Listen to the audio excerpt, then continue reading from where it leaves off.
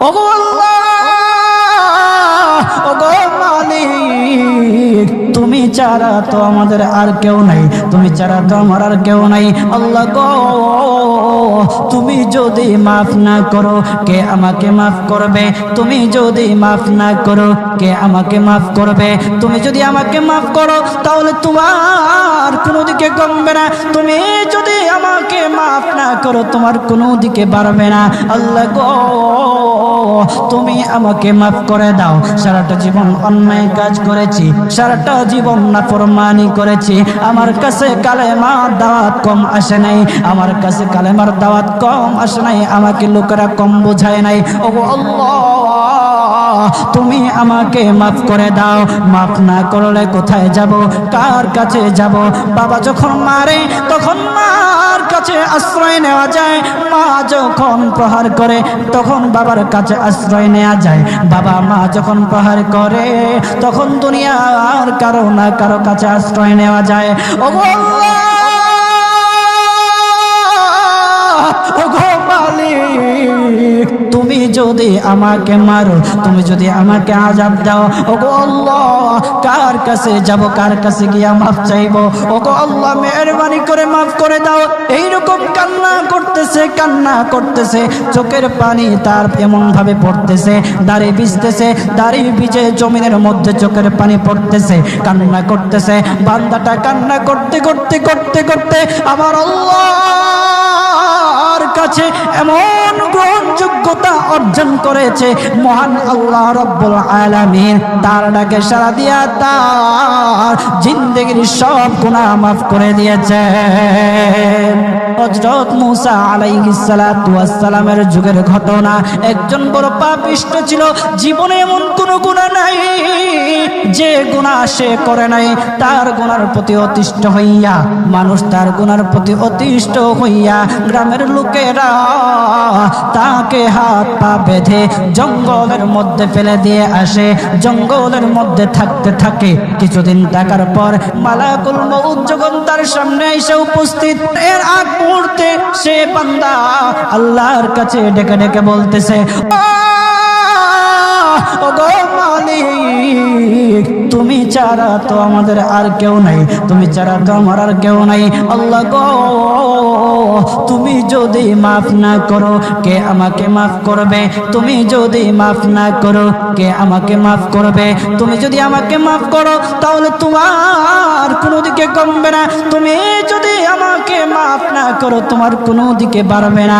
আল্লাহ গো, তুমি আমাকে মাফ করে দাও। সারাটা জীবন অন্যায় কাজ করেছি, সারাটা জীবন নাফরমানি করেছি, আমার কাছে কালেমার দাওয়াত কম আসে নাই, আমার কাছে কালেমার দাওয়াত কম আসে নাই, আমাকে লোকেরা কম বোঝায় নাই। ওগো আল্লাহ, তুমি আমাকে মাফ করে দাও। মাফ না করলে কোথায় যাব, কার কাছে যাব? বাবা যখন মারে তখন মার কাছে আশ্রয় নেওয়া যায়, মা যখন প্রহার করে তখন বাবার কাছে আশ্রয় নেওয়া যায়, বাবা মা যখন প্রহার করে তখন দুনিয়ার কারো না কারো কাছে আশ্রয় নেওয়া যায়। ওগো আল্লাহ, ওগো মালিক, তুমি যদি আমাকে মারো, তুমি যদি আমাকে আযাব দাও, ওগো আল্লাহ, কার কাছে যাব, কার কাছে গিয়া মাফ চাইবো? ওগো আল্লাহ, মেহেরবানি করে মাফ করে দাও। এইরকম কান্না করতেছে, কান্না করতেছে, চোখের পানি তার এমন ভাবে পড়তেছে, দাড়ি ভিজতেছে, দাড়ি ভিজে জমিনের মধ্যে চোখের পানি পড়তেছে, কান্না করতেছে। বান্দাটা কান্না করতে করতে করতে করতে আমার আল্লাহর কাছে এমন গ্রহণযোগ্যতা অর্জন করেছে, মহান আল্লাহ রব্বুল আলামিন তার ডাকে সাড়া দিয়া তার জিন্দেগির সব গুনাহ মাফ করে দিয়েছে। ওই বান্দাটা তাওবা করতে করতে করতে করতে হঠাৎ ইন্তেকাল করে।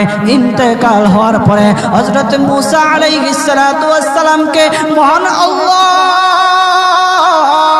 বলে দিতেছে পয়গম্বর মূসা, ও দুস্থ, দেখো অমুক জঙ্গলে আমার একটা পাগলা আশেক, আমার পাগলা একটা আশেক মারা গেছে, ওই আশেকটার জানাজা তুমি পড়াও, দাফন কাফনের ব্যবস্থা করো। ও মূসা, আর তুমি একটা ঘোষণা দিয়ে বলে দাও, একটা ঘোষণা দিয়ে দাও মূসা রে, ও মূসা, তুমি ঘোষণা দিয়ে বলে দাও যে আমার এই বান্দার জানাজার নামাজে অংশগ্রহণ করবে, মহান আল্লাহ তার জীবনের সব গুনাহ মাফ করে দিবে। আল্লাহু আকবার। আরো জোরে বলেন না আল্লাহু আকবার, আরো জোরে বলেন আল্লাহু আকবার। হাত উঠায়া বলেন আল্লাহু আকবার, আল্লাহু আকবার। মুসলমান বাবাজি, গভীর মনোযোগ। হযরতে মূসা আলাইহিস সালাতু ওয়াস সালাম একটা পাহাড়ের উপরে উঠলেন। পাহাড়ের উপরে ওঠার পর তখন ডেকে ডেকে বলতেছে, ও উম্মতেরা রে, আমার উম্মতেরা শুনো, আল্লাহ রাব্বুল আলামিন একটা সুসংবাদ দিয়ে দিয়েছে।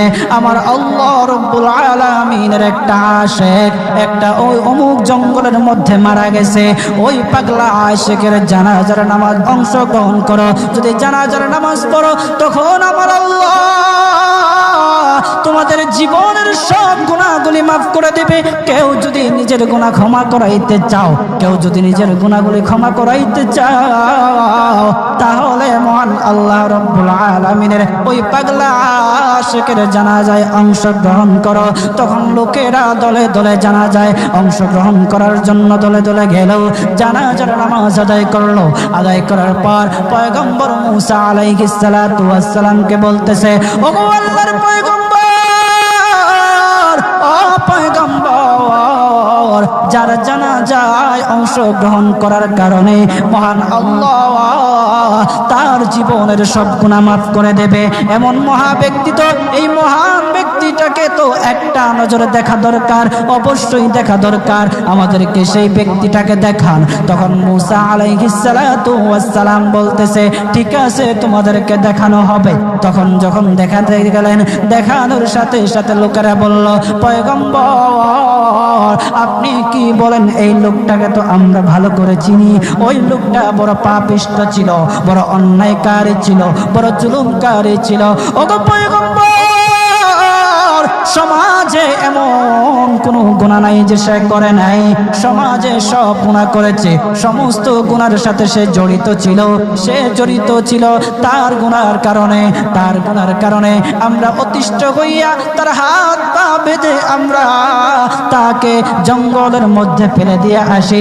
এই পাপিষ্ঠ বান্দা আল্লাহ তাআলার বড় আশিক হতে পারে কিভাবে? আল্লাহ তাআলার পেয়ারা হতে পারে কিভাবে?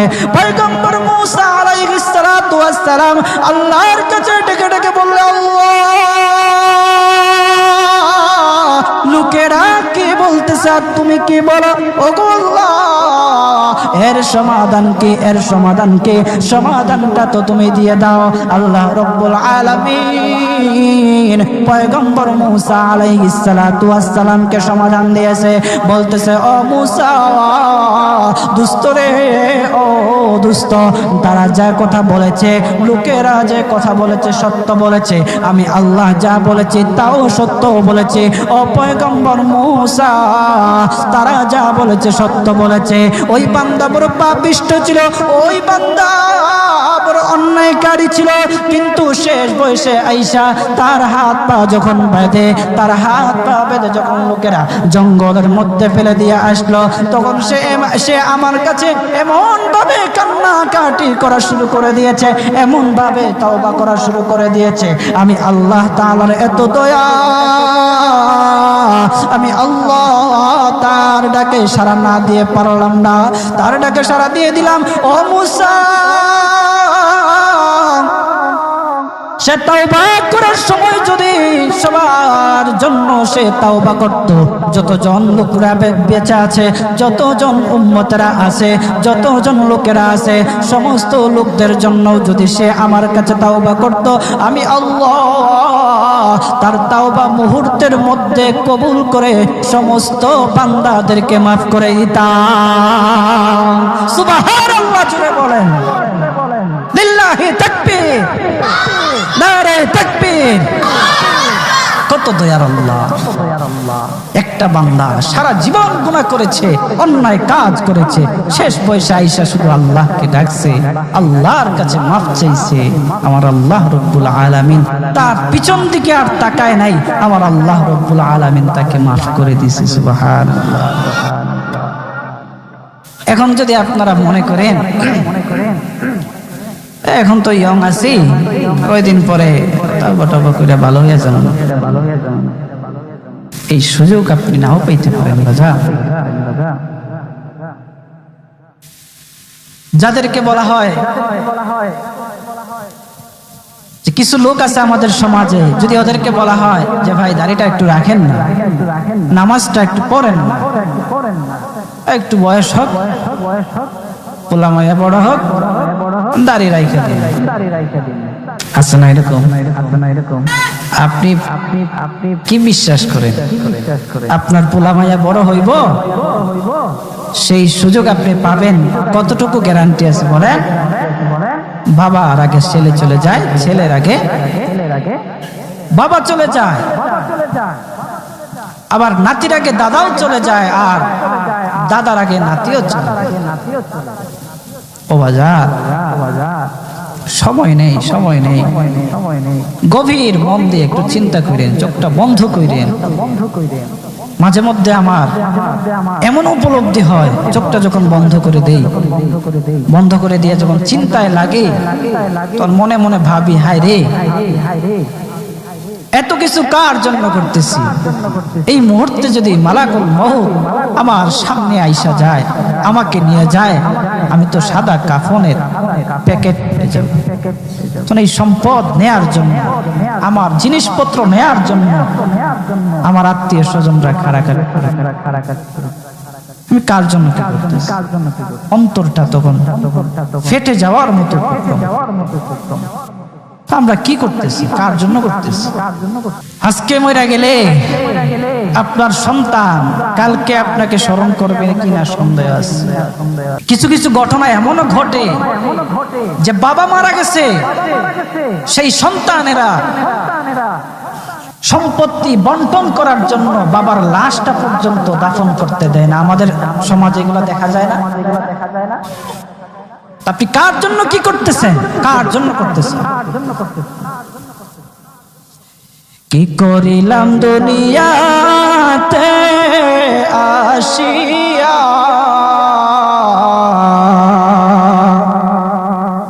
দেখো রে মন চিন্তা করে বসিয়া, বসে বসে চিন্তা করে কি করলাম দুনিয়া, কি করলাম। ও বাজার, এই জন্য আল্লাহ রাব্বুল আলামিনের কাছে মাফ চান, তাওবা করেন। আল্লাহ রাব্বুল আলামিন আপনার ডাকে সাড়া দিবে, আপনার তাওবা আল্লাহ রাব্বুল আলামিন কবুল করবে। বান্দা যত গুনাহ করুক না কেন, সব সময় আল্লাহ তাআলার রহমত তার পাশে আছে। এই জন্য বাজান, আমরা যারা আছি, আমরা আল্লাহর কাছে তাওবা করব তো ইনশাআল্লাহ। কথা বলেন না ইনশাআল্লাহ? বলেন, কিপটামি করেন কি লেগে? জোরে বলেন ইনশাআল্লাহ। নবীজি আল্লাহ তাআলা সুসংবাদ জানায়া দিয়েছে, যারা নিজের প্রতি জুলুম করবে, যারা নফসের প্রতি অত্যাচার অন্যায় করবে, তারা আল্লাহর রহমত থেকে নৈরাশ হইয়া না। আল্লাহর নবী গো, আপনি তাদেরকে জানায়া দেন, তারা নফসের প্রতি জুলুম করেছে, অন্যায় কাজ করেছে। ও আল্লাহর রাসূল, তাদেরকে আপনি জানায়া দেন, মহান আল্লাহ তারা যত বড় অন্যায় কাজ করুক না কেন, যত বড় নাফরমানি কাজ করুক না কেন, মহান আল্লাহ রব্বুল আলামিনের কাছে বান্দা চাইতে দেরি, মহান আল্লাহ তাদের ডাকে সাড়া দিতে দেরি না। মুসলমান বাবাজি, গভীর মনোযোগ ও মানিকগঞ্জের মুসলমান ভাইরা, উক্ত আয়াত আল্লাহ রব্বুল আলামিন আমরা যারা পাপিষ্ঠ আছি, আমরা যারা নফসের গোলামি করতে করতে, অন্যায় কাজ করতে করতে যারা নফসের প্রতি জুলুম করেছি, অন্যায় কাজ করেছি, আমাদের মতো যারা গুনাহগার আছে, আল্লাহ আমাদেরকে সান্ত্বনা দেওয়ার জন্য উক্ত আয়াত খানা নাজিল করেছেন। আল্লাহর নবী মুহাম্মদুর রাসূলুল্লাহ সাল্লাল্লাহু আলাইহি ওয়াসাল্লামের কাছে দুইজন ব্যক্তি আসলো, আয়েশা বলতেছে, হাবিব, আমি শুধু সারা জীবন শুধু মদ খেয়েছি, আমি অন্যায় কাজ করেছি, মদ খেয়েছি, সারা জীবন আমি মদের মধ্যবন্ত ছিলাম, ওগো নবীজি আমাকে কি আল্লাহ রব্বুল আলামিন মাফ করবে? আমাকে কি আল্লাহ রব্বুল আলামিন মাফ করে দেবে? আরেকজন ব্যক্তি বলতেছে, হাবিব, ওগো সরদার, ওগো আল্লাহর রাসূল, আমি সারাটা জীবন জিনার কাজে কাটাইলাম, নাফরমানি করলাম, অন্যায় কাজ করলাম, হাবিব আল্লাহ রব্বুল আলামিন কে আমাকে মাফ করবে? আল্লাহর রাসূল সাল্লাল্লাহু আলাইহি ওয়াসাল্লাম চোখ বন্ধ করে চিন্তায় পড়ে গেলেন, চোখ বন্ধ করে দিলেন। আল্লাহর নবী মুহাম্মদুর রাসূলুল্লাহ সাল্লাল্লাহু আলাইহি ওয়াসাল্লামের কাছে জিবরাইল আলাইহিস সালাতু ওয়াস সালাম আসলো। আয়েশা বলতেছে, ইয়া রাসূলুল্লাহ, নবী গো, নবীজি, আল্লাহ রব্বুল আলামিনের পক্ষ থেকে আপনি সালাম গ্রহণ করুন। ওগো নবীজি, আপনার কাছে যে দুইজন ব্যক্তি এসেছে, আয়েশা বলতেছে, আল্লাহ কি তাদের দুইজনকে মাফ করবে? ওগো নবীজি শুনে নেন, ইয়া ইবাদিয়াল্লাযীনা আসরাফু আলা আনফুসিহিম লা তাকনাতু মির রাহমাতিল্লাহ ইন্নাল্লাহা ইয়াগফিরুয যুনুবা জামিআ ইন্নাহু হুয়াল গফুরুর রাহিম। ওগো নবীজি,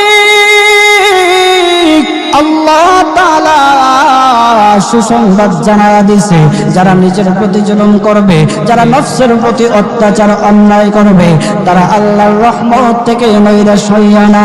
আল্লাহর নবী গো, আপনি তাদেরকে জানায়া দেন, তারা নফসের প্রতি জুলুম করেছে, অন্যায় কাজ করেছে, ওগো আল্লাহর রাসূল তাদেরকে আপনি জানায়া দেন, মহান আল্লাহ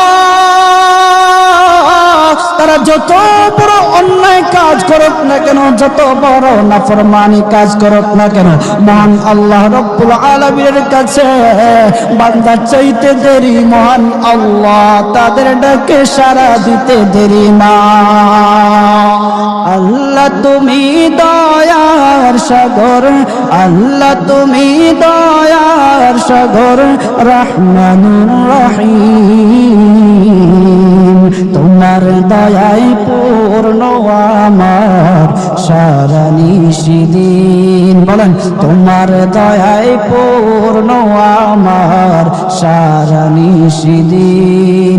তুমি মিঠাও সকল চাওয়া, দুদিন আগে পরে তোমার কাছেই সকল পাওয়া, সবই তোমার তরে।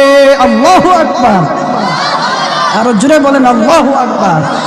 তুমি মিটাও সকল চাওয়া, দুদিন আগে পরে তোমার কাছেই সকল পাওয়া, সবই তো তোমার তরে, তোমার পথে চললে সবাই, তোমার পথে চললে সবাই আসবে যে সুদিন। তোমার দয়ায় পূর্ণ আমার সারা নিশিদিন, বলেন তোমার দয়ায় পূর্ণ আমার সারা নিশিদিন। আল্লাহ তুমি দয়ার সাগর, আল্লাহ তুমি দয়ার সাগর, রহমানুর রহিম। তোমার দয়ায় পূর্ণ আমার সারা নিশিদিন, তোমার দয়ায় পূর্ণ আমার সারা নিশিদিন।